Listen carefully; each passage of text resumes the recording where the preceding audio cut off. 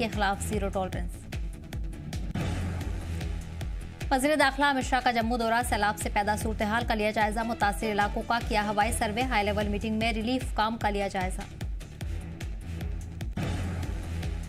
Jammu Kashmir national highway दूसरे दिन भी बंद, लैंडस्लाइड के सबब नेशनल हाईवे पर ट्रैफिक मुतासिर, फंसी गाड़ियों को दी गई निकालने की इजाजत, मलबा साफ करने का अमल जारी। कुपवाड़ा में तेज हवाओं का कहर, मकान पर गिरा अखरोट का दरख्त, मकान को पहुंचा भारी नुकसान, कोई जानी नुकसान की खबर नहीं, मुतासिर खानदान ने की मुआवजे की मांग। कुपवाड़ा में सिक्योरिटी फोर्सेस को बड़ी कामयाबी, सर्च ऑपरेशन के दौरान असलहा गोला बारूद बरामद, तलाशी में पिस्टल AK-47 बरामद, पुलिस ने मुकदमा दर्ज कर तफ्तीश शुरू की।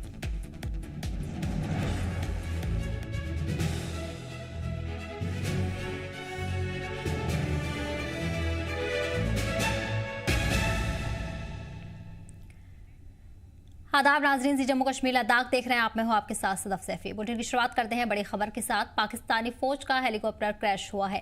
पाकिस्तानी फौज का MI-17 क्रैश हो चुका है। हेलीकॉप्टर क्रैश में 5 लोगों की मौत की खबर सामने आई है। बता दें कि गिलगित बल्तिस्तान में यह हादसा हुआ है, जिसके बाद 5 लोगों की मौत की खबर सामने आई है और बड़े नुकसान की भी उम्मीद की जा रही है। वहीं पाकिस्तान से बड़ी खबर आपको बता रहे हैं, जहां पाकिस्तानी फौज का हेलीकॉप्टर क्रैश हुआ है। पाकिस्तानी फौज का MI-17 क्रैश हुआ है।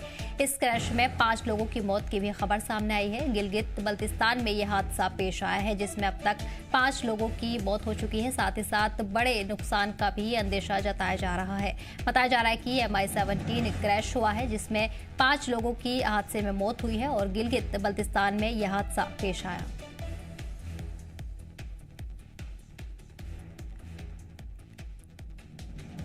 वह इस बीच बड़ी खबर आपको बता रहे हैं, जहां पाकिस्तानी फौज का हेलीकॉप्टर क्रैश हो चुका है। पाकिस्तानी फौज का MI-17 क्रैश हुआ है। इस हादसे में अब तक 5 लोगों की मौत हो चुकी है और गिलगित बल्तिस्तान में यह हादसा पेश आया है, जिसमें बड़े नुकसान की भी उम्मीद जताई जा रही है। बारिश और सैलाब से तबाह हालात का जायजा लेने के लिए मरकजी वजीर दाखिला अमित शाह 2 रोजा जम्मू दौरे पर हैं। इस दौरान उन्होंने तवी नदी किनारे सैलाब से मुतासिर इलाकों का दौरा किया। अमित शाह ने जम्मू के मंगूचा के इलाके का दौरा किया और मुतासरीन से मुलाकात करके उनके मसाइल सुने हैं। इसके बाद अमित शाह ने मुतासर इलाकों का हवाई सर्वे किया, जिसमें किश्तवाड़, कठुआ, रामबन, उधमपुर, डोडा और जम्मू शामिल है। इस दौरे को लेकर सिक्योरिटी के इंतजाम भी सख्त कर दिए गए हैं। इसके बाद राजभवन में वजीर दाखिला अमित शाह राहत और बचाव इंतजाम पर एक आला सतही मीटिंग की भी सदारत की है। इस मीटिंग में AG मनोज सिन्हा, CM उमर अब्दुल्ला समेत लीडरान और अफसरान शामिल हुए हैं। जम्मू कश्मीर हुकूमत ने वाजे किया है कि बाढ़ को नेशनल डिजास्टर करार दिया जाए और रियासत के लिए एक खास पैकेज का ऐलान किया जाए। अब तमाम नजरें होम मिनिस्टर की इस अहम बैठक पर टिकी हुई हैं और उनके फैसले पर।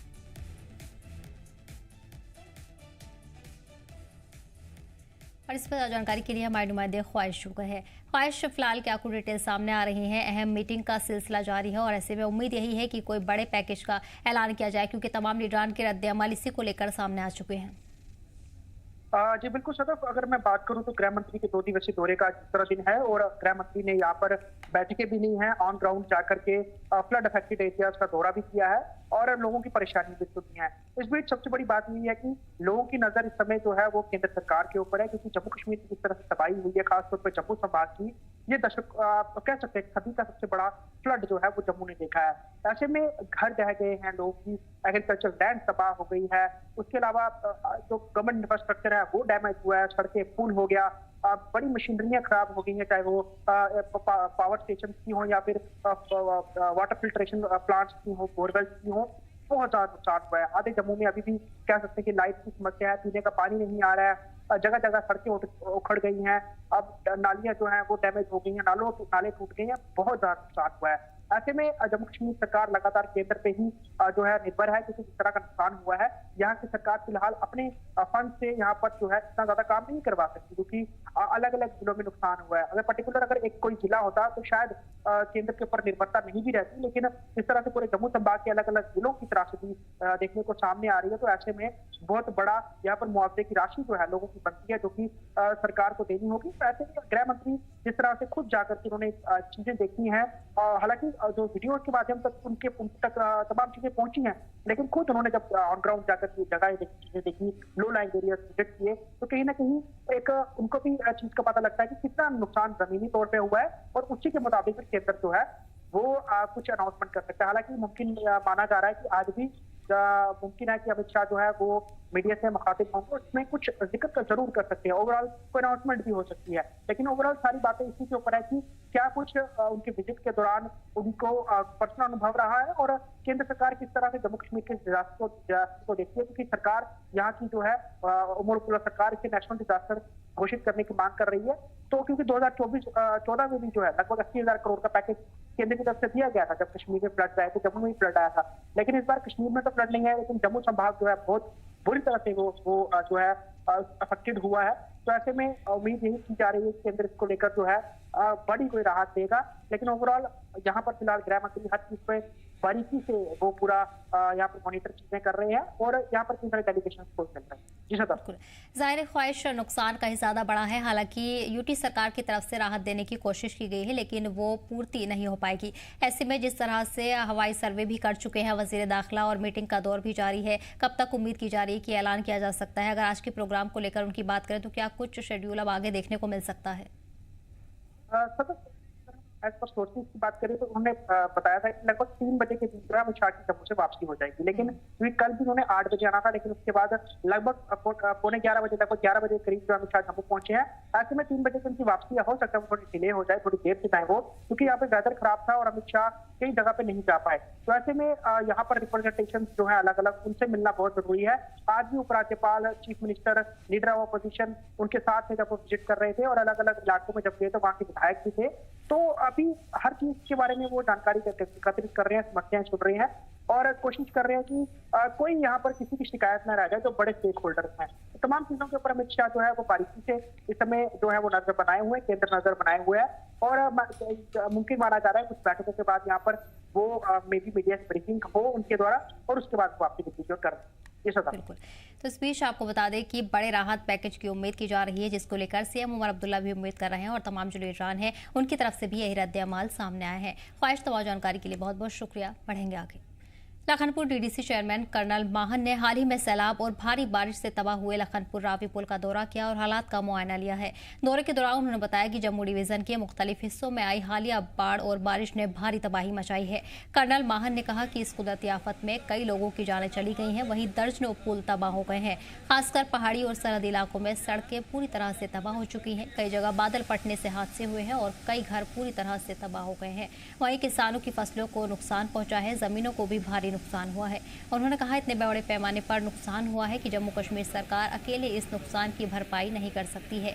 ये एक नेशनल डिजास्टर है और मरकजी सरकार को इसे फौरी तौर पर नेशनल डिजास्टर ऐलान करना चाहिए।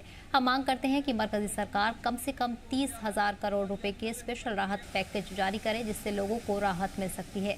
कर्नल माहन ने वजीर दाखिला अमित शाह के जम्मू दौरे पर भी उम्मीद जताई और कहा कि मोदी सरकार हमेशा जनता के मफाद में काम करती रही है और इस बार भी मुतासरीन के साथ इंसाफ जरूर होगा।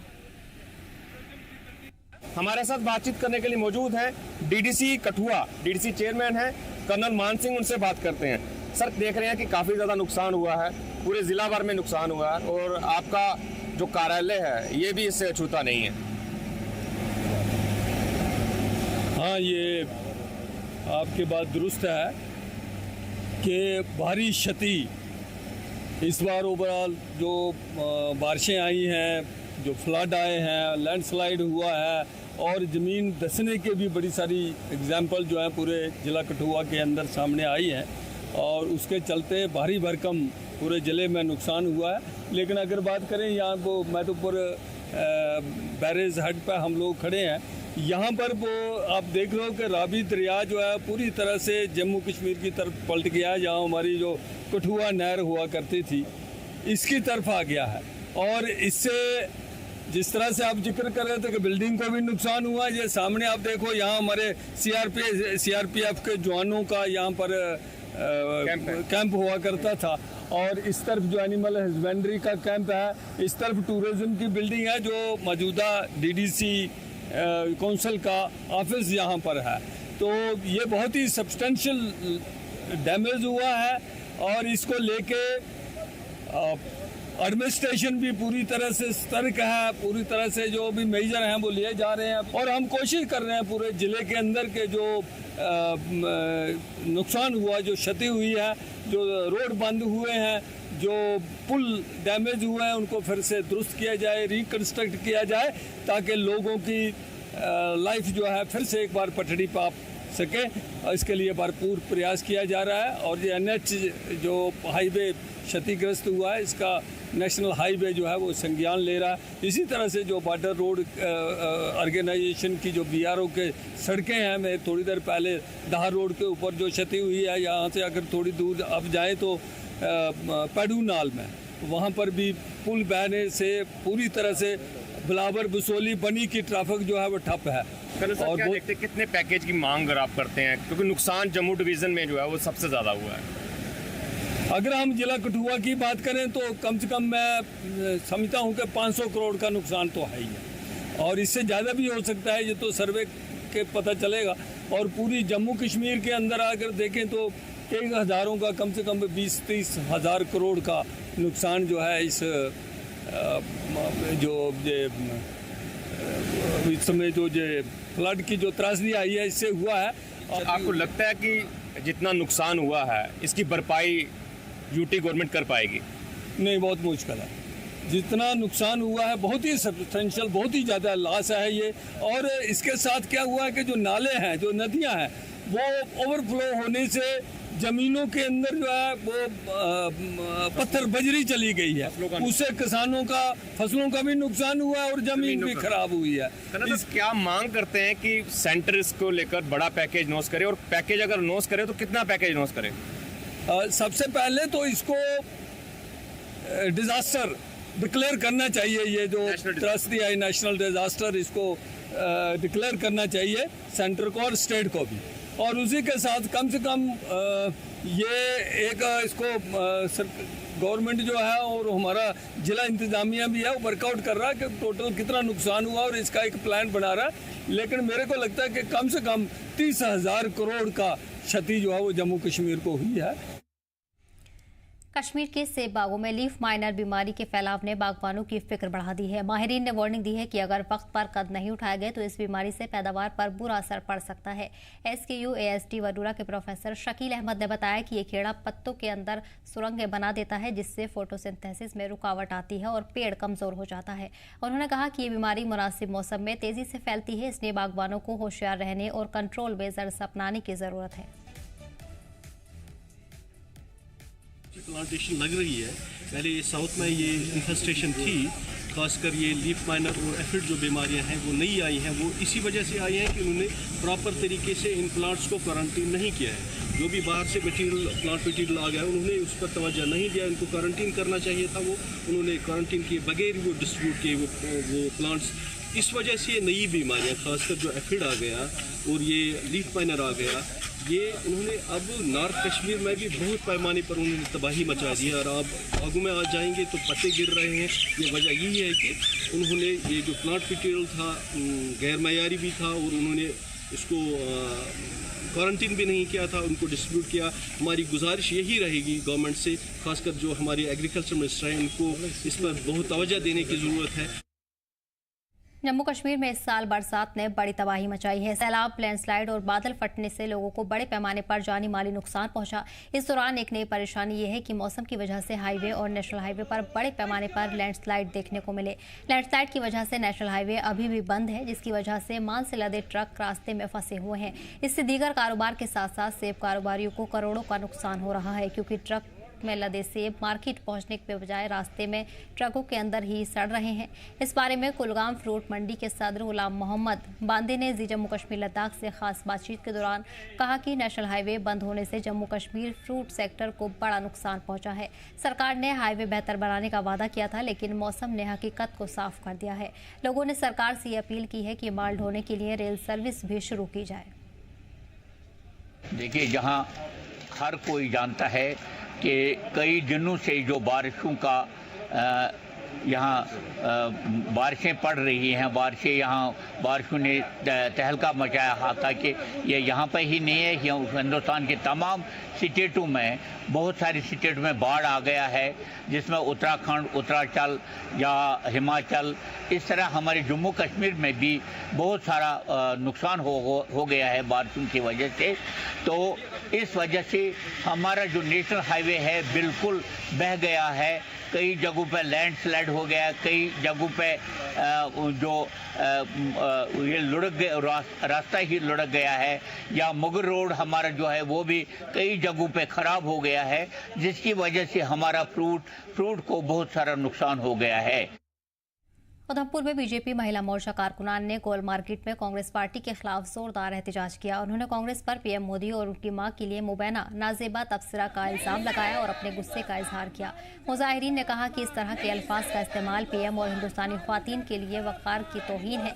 उन्होंने कांग्रेस से बिना शर्त माफी की मांग की है और मुस्तकबिल में ऐसे बयान बर्दाश्त न करने की वार्निंग दी है। बीजेपी महिला मोर्चा ने पीएम मोदी के तय अपनी हिमायत को दोहराया और कांग्रेस के बयानों की सख्त तनकीद की।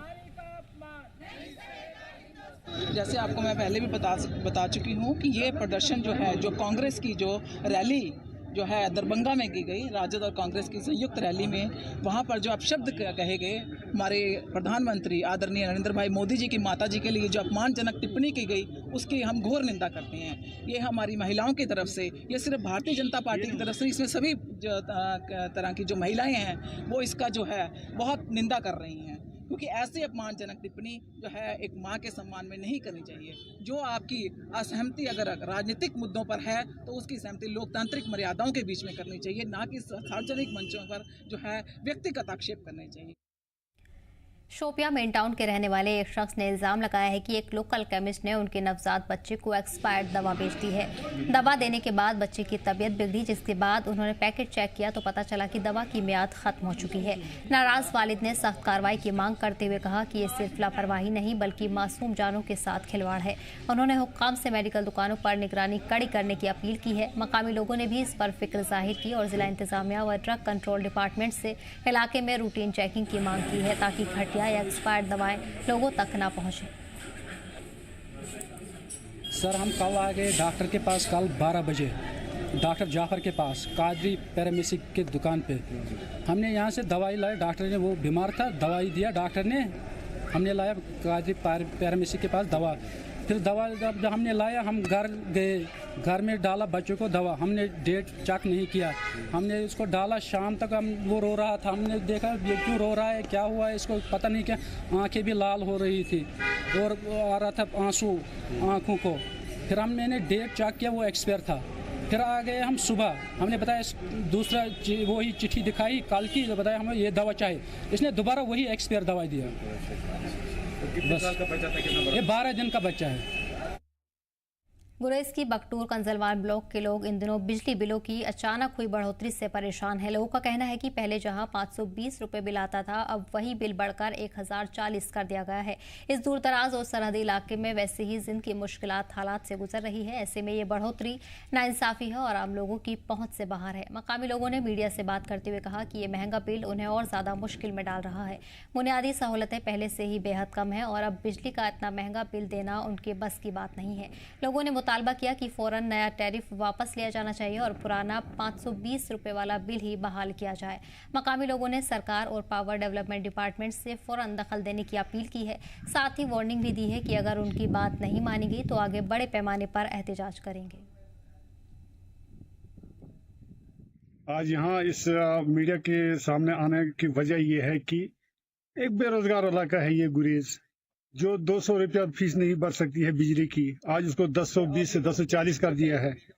अफसोस की बात है कि गवर्नमेंट भी देखती है कितने खजाने भर रहे हैं गवर्नमेंट ने हमारे गुरेज के। यहाँ टूरिज्म चलता था, उसको भी बंद हुए, अब कितने महीने हो गए बताइए, अब हम भरें तो भरें कहाँ से। ये मैं रिक्वेस्ट करता हूँ जनाब ऑनरेबल एमएलए गुरेजी साहब से कि वो इस बारे में कदम उठाए, और वो मुझे तो पूरा यकीन है कि इंशाल्लाह उसने कदम उठाया भी होगा, क्योंकि परसों भी जब मैंने उससे बात की तो उसने इस बारे में काफी कुछ आगे गए हैं।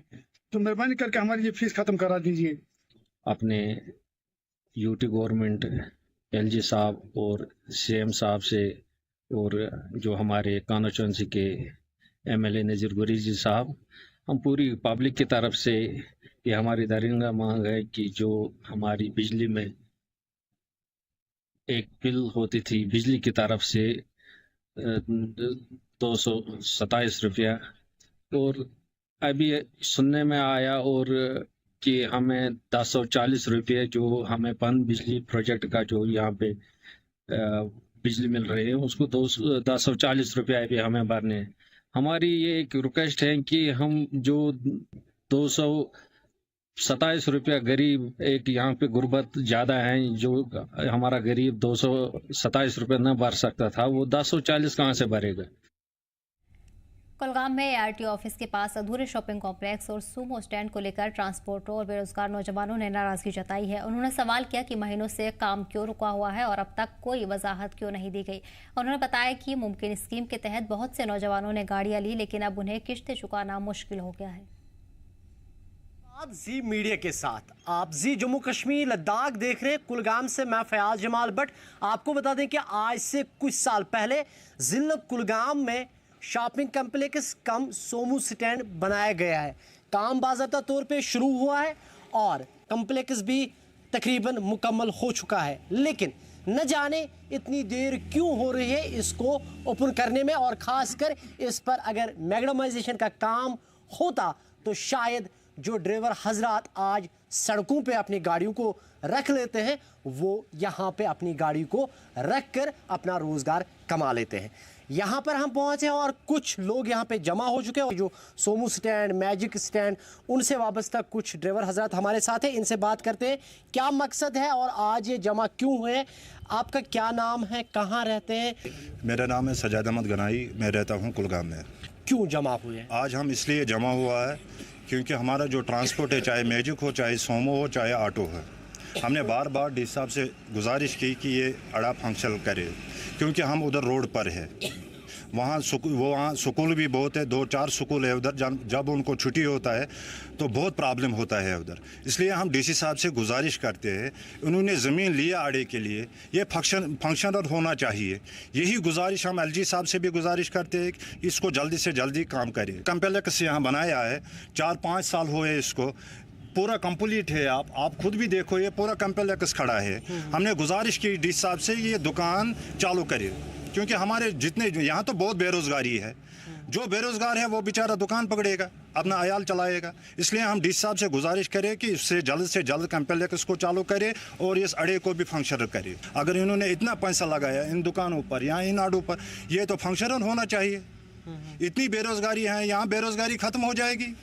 जो लोग ड्रग्स पीते हैं या चरस पीते हैं और कोई नशा करते हैं, वो बेचारा दुकान यहाँ पकड़ेगा, वो ड्रग्स भी छोड़ देगा, वो चरस भी छोड़ देगा। इसलिए हम डी साहब से गुजारिश करें, ये जल्द से जल्द फंक्शनल होना चाहिए। जिस तरह आपने इनके चेहरे पे भी गुस्सा साफ देखा है और साफ कह रहे हैं कि गुज़श्ता 4-5 सालों से ये जू का तू है। और एक ड्राइवर भाई हमारे साथ हैं, इनसे जानने की कोशिश करते हैं। क्या छुत नाव तो क्या रोज़न? अस्सलाम वालेकुम सर, मे नाव जावेद अहमद भट्ट, बस रोजान अवड़ कुछ चलान मैजिक। अच गुजारिश ये डी साहब से आज बनाया कि आड़ा आज ब्रो 4 वरी ये बार बार कम रुकन उतर लाजा कि जनाब कम 5 दहन पत कर बे बंद हथस पटरी पे बिहित स्कूलन छुट्टी गसान तक यूत जाम गसान खतर शूर अगर तल गो कौन क्या रोडस पे गाड़ हेत सोमो वल आटो वल मैजिक वल कम अज कम 5-6 गाड़ अत गुजारिश कर डी साहब ये तो मैगडम ये आड़स, ताकि अस अनाव गाड़ करो ये पन जिंदगी बसर, कमाओ ये पन रोजगार। बे जनाब ये कम्प्लेक्स दुकान 5-6 अगर इन यल त्राहन कस गरीबस वरीबस सह कमाया पन रोजगार ये सह जहने रॉपी 4 यमो थो दुकान 5 मर बंद ये जनाब बेरोजगारी वनकन सैनिस कलगमिस मज त्रो यल बे त्रो मैगडम कमाओ पन रोजगार। सोन गुजारिश ये डी साहब सारे को मेहरबानी अगर सह मैगडम त्राह। जिस तरह आपने इस नौजवान की बात सुनी और ये भी यही कह रहे हैं कि अगर इस पर काम शुरू होता और ख़ासकर अगर ये जो सोमू स्टैंड यहाँ पे हैं अगर इसका मैग्डमाइज का काम शुरू होता और हम भी राहत की सांस लेते। और साथ ही ये कह रहे हैं कि जो कम्प्लेक्स आप मेरे पीछे देख रहे हैं, जो यहाँ पे ज़िला कुलगाम में बेरोज़गारी है, चंद नौजवानों को, पढ़े लिखे नौजवानों को जो है रोज़गार भी मिल सकता है। हम उम्मीद करेंगे कि जी जम्मू कश्मीर लद्दाख के ज़रिए ये मसला जो है ज़िला इंतज़ामिया बिलखसूस ज़िला तरक्यात कमिश्नर कुलगाम तक पहुंचेगा और इनका ये जो मसला है, जो बरसों की फरियाद है, इनका ये मसला जो है हल हो जाएगा। जिला कुलगाम से जी मीडिया के लिए मैं फयाज जमाल।